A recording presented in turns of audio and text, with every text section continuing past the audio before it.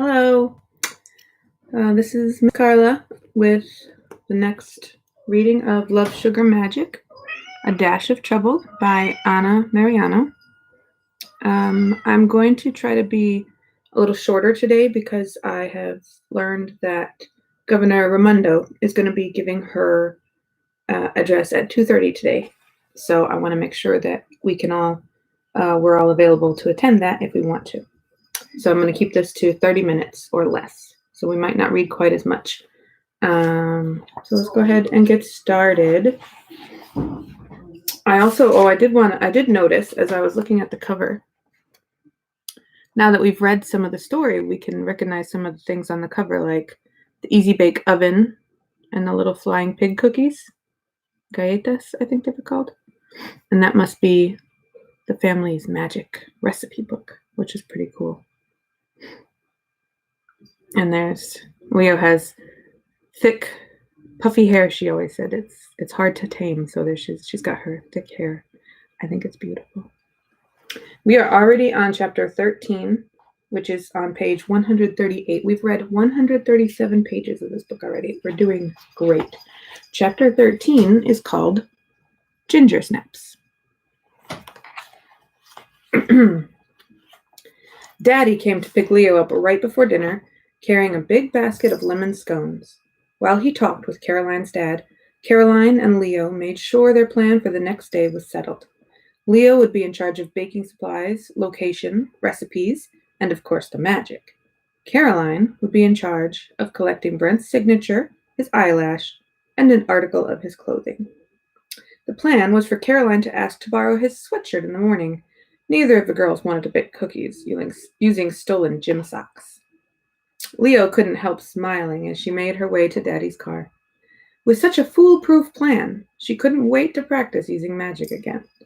She thought that once Brent stopped being such a big butt and they got to high school, he and Caroline would probably fall in love for real. They would make a nice couple. They wouldn't fight like Marisol and the boys she went out with. They would be happy and read books together in tree houses. Leo wondered if they would let her bake the cake for their wedding. She would make it a very special good luck cake because she would be the world's most powerful bruja by then, and she would be running the bakery, with Isabel as her assistant, of course.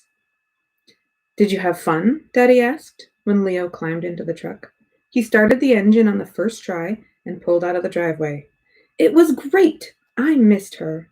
Leo flung an arm out the open window. Her entire body still bubbled with excitement. The pickup truck made a creaking noise as they went over a speed bump on the way out of Caroline's neighborhood. I'm glad, Daddy said. He reached one-handed to ruffle Leo's hair. All my girls turned out so well. I must have had the best luck in the world. Leo smiled and wondered if Daddy knew about the good luck bread Mama could make. She wondered if he had ever read the family recipe book and what he thought about marrying into a family of bakery brujas.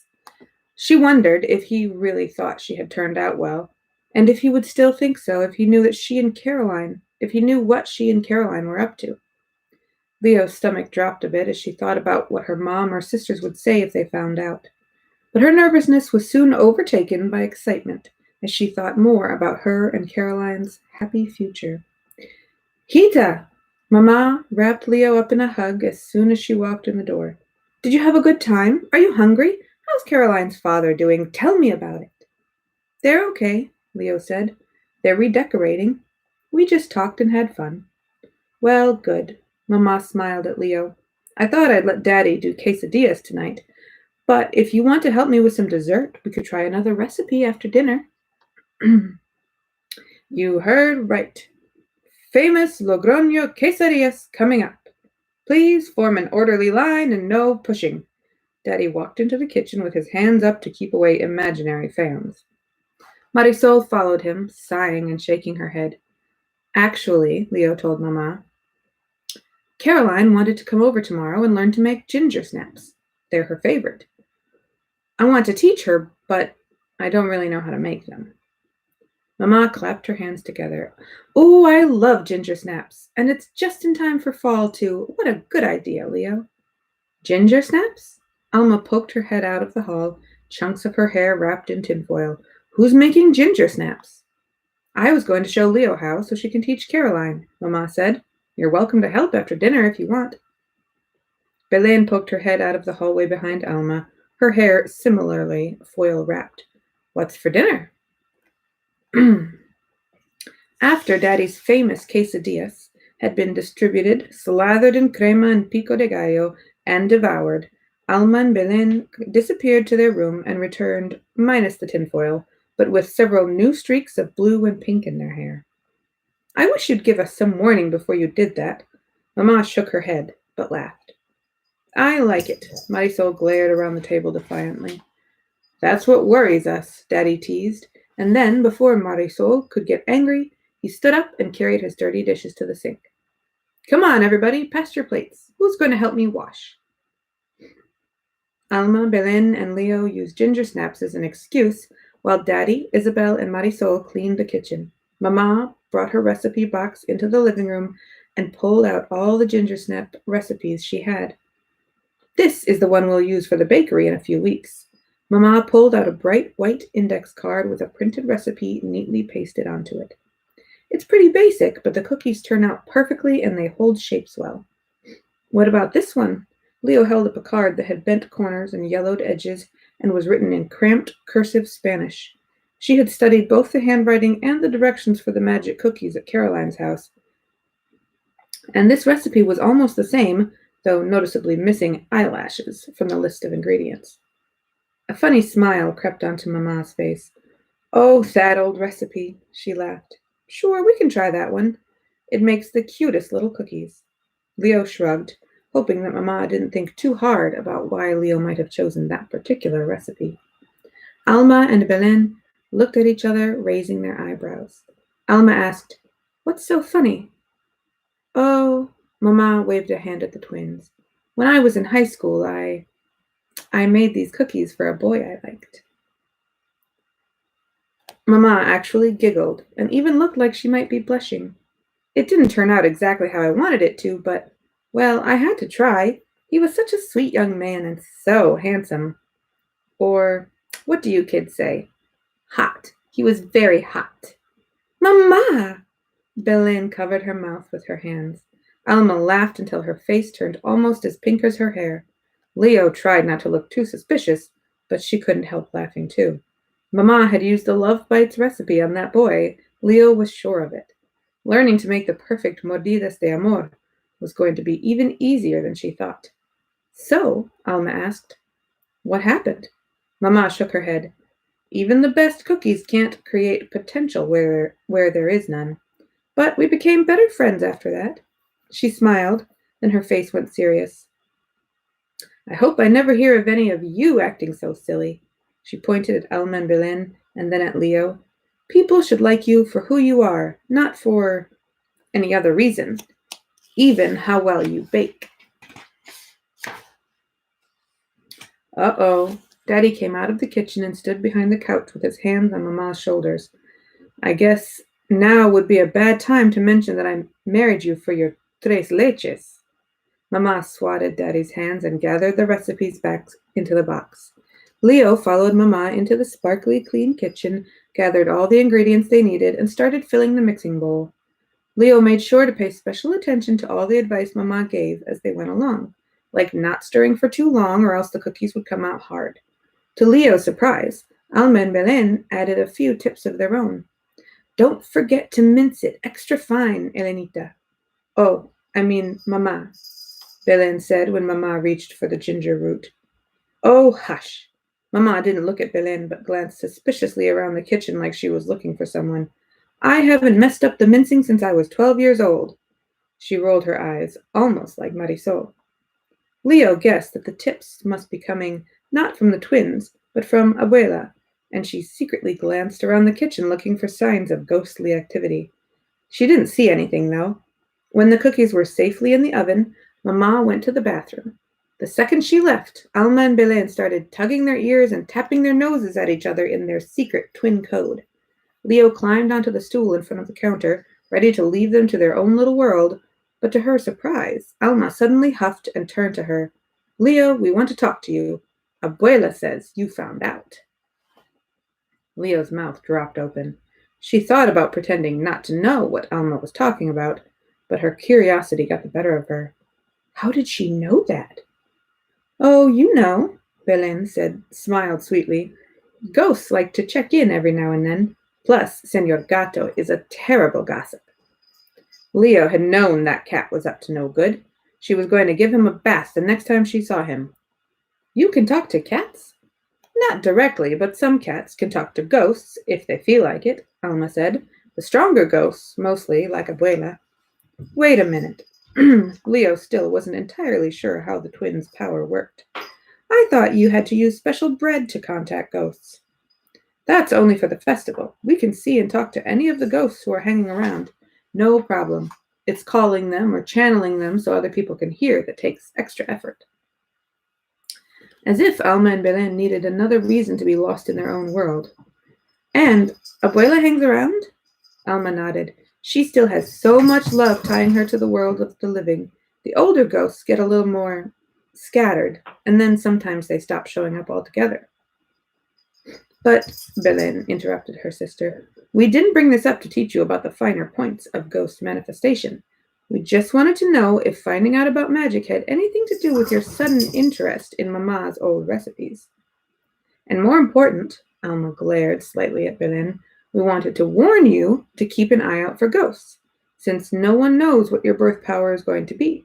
We started noticing eyes in the corner and hearing whispers about a year ago, but it can begin earlier, and we could help you out. Leo wanted to ask more, but Belen had already picked up speaking where Alma had left off. Plus, we figured that you picked ginger snaps for a reason. We want to hear how the love spell goes, because it might be just the thing to get Marcus and Marcellus to notice us. Marcus and Marcellus were the other set of identical twins at Rose Hill High School. Leo hadn't known that Alma and Belen had crushes on the sophomore brothers, but she thought it would be pretty funny if the twins paired off with each other. She also felt a swell of pride that Alma and Belen weren't trying to warn her away from doing magic. They even wanted to hear her advice when she had finished the spell. But mostly, Alma stuck her tongue out at Belen.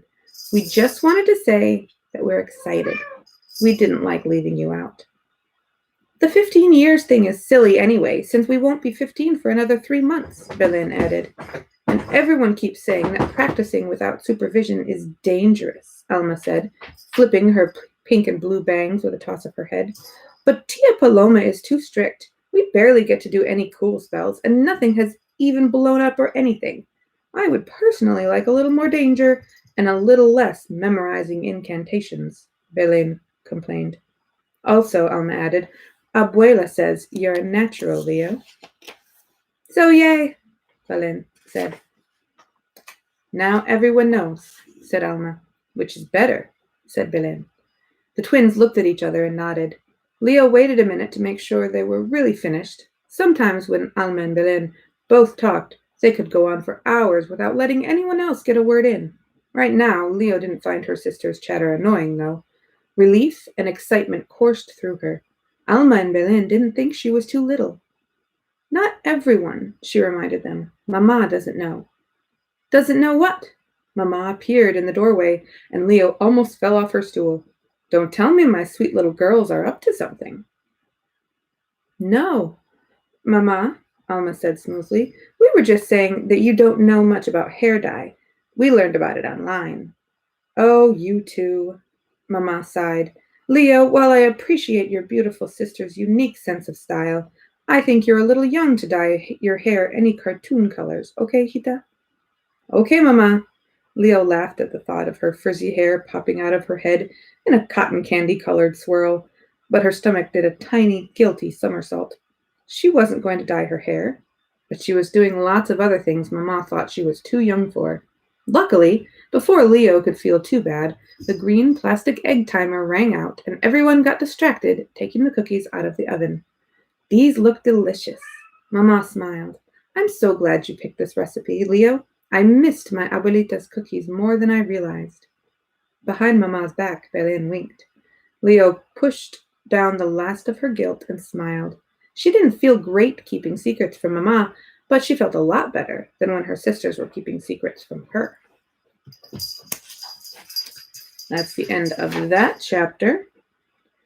And next is chapter 14, and it's called Love Bite.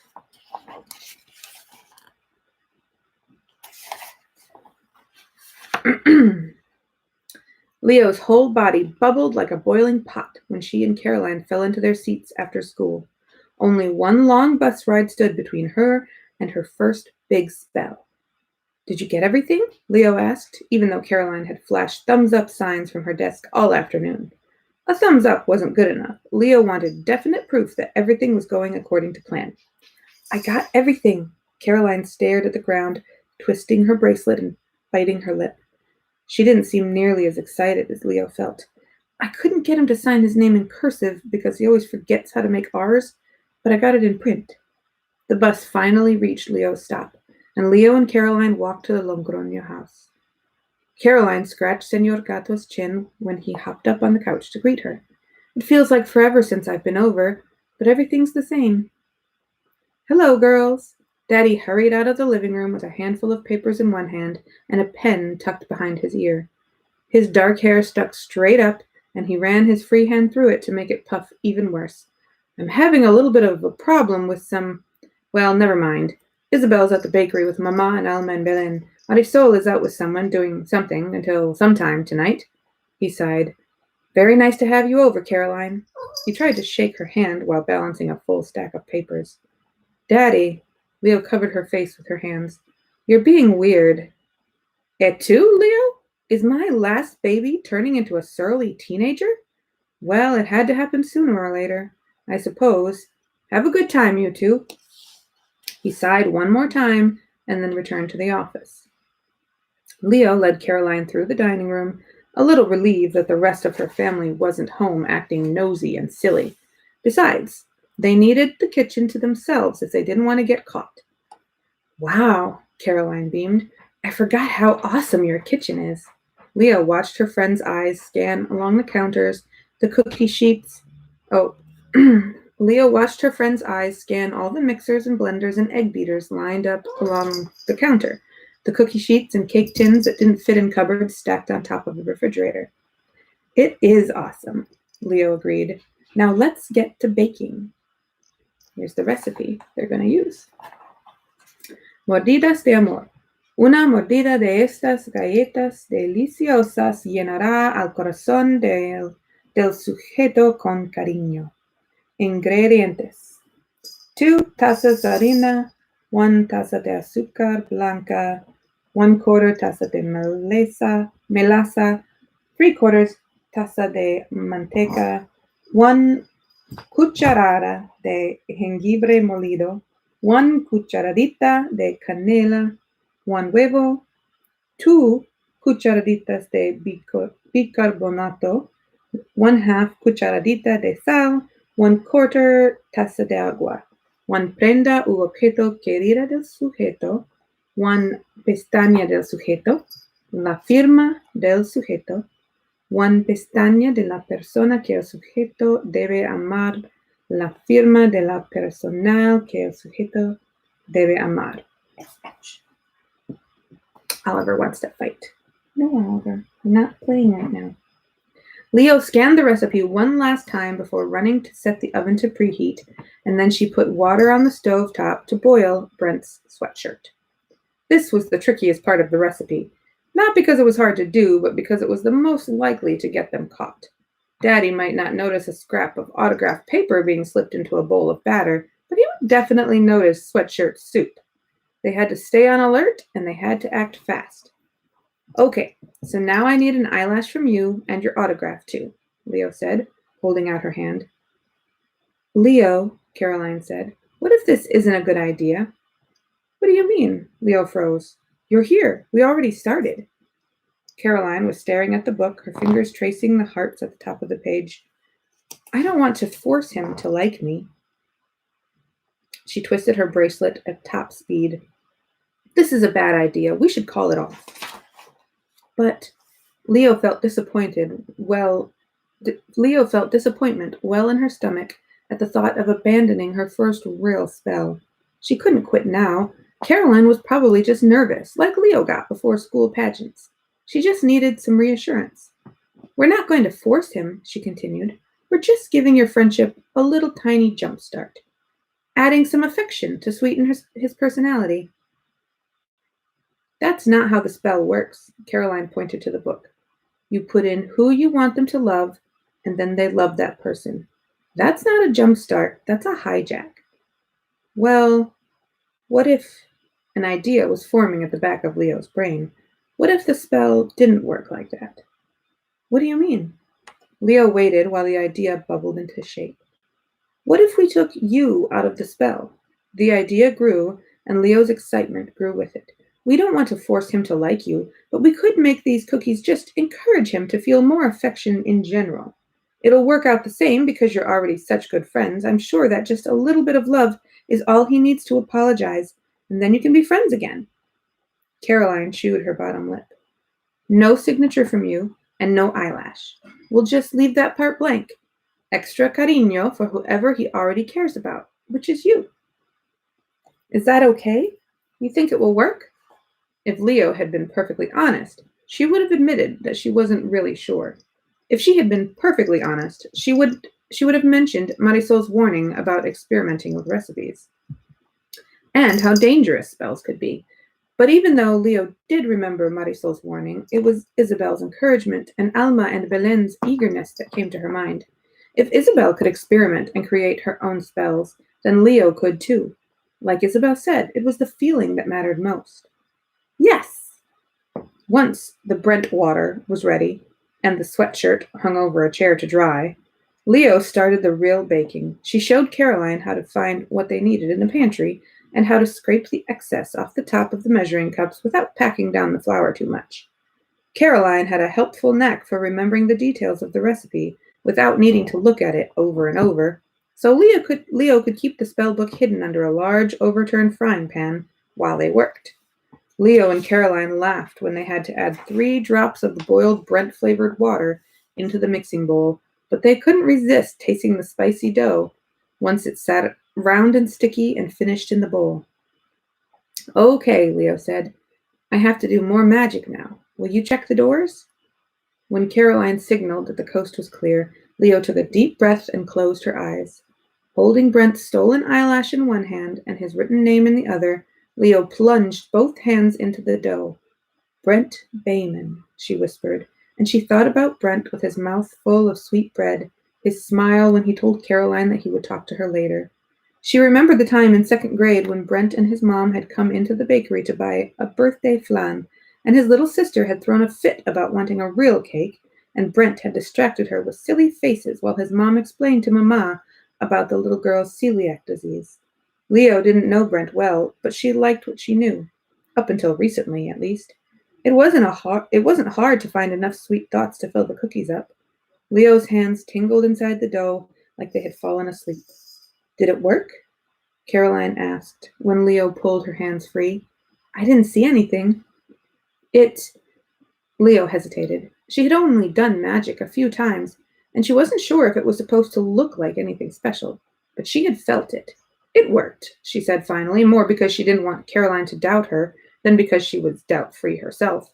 And this is the part where we would add your name and your eyelash, but we aren't doing that. So now we just need to shape them and bake them. They had fun rolling bite-sized balls of dough and lining them up on the baking pan. Leo even made a few heart-shaped cookies just to see if they would hold their shape while they baked. She thought about making a pig-shaped cookie, but decided it was best not to risk it. They have the recipe, but still had enough dough to fill a whole tray, 12 cookies in all. It was a lot to give one person, but Leo didn't want to eat any of the cookies herself without knowing what effect the Brent-specific magic would have on someone who wasn't Brent. While the cookies baked, Leo and Caroline raced through their math homework, and then Caroline helped Leo with their social studies worksheet. Halfway through it, the timer rang. The smell of baking cookies already infused the kitchen, but opening the oven door let an even stronger cloud of warm, spicy freshness into the air. Leo was sure she smelled magic, too. She hopped up and down until she had to stop to carefully remove the hot tray from the oven with a pot holder. The cookies were going to work. She could feel it. Looks like I came just in time. Daddy walked into the kitchen as Leo used a spatula to transfer the cookies 2 at a time onto the shiny cooling rack. "You girls didn't make too much of a mess, did you?" He reached for one of the still hot cookies from behind Leo's back. "Don't eat that!" Daddy dropped the cookie, startled. Leo immediately wished she hadn't screamed, but she was afraid that the magic cookies might cast their spell on Daddy.